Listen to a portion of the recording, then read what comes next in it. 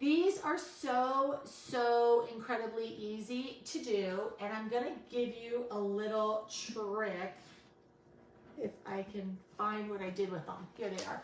I'm gonna give you a little trick because I know everybody thinks that I measure these, and I absolutely do not ever measure them.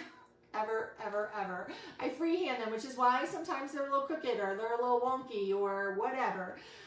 If you have some cardboard or some cardstock, make your squares or your shapes or your rectangles or whatever you want to make and start with 1.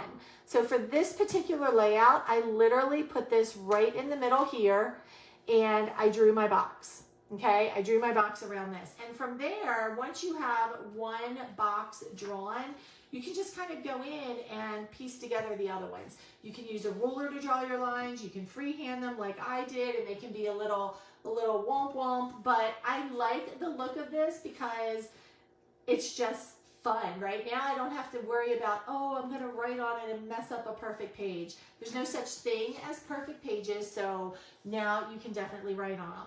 This page you could use for many different things if you wanted to. You could use it for gratitude. You could do it for your daily journaling.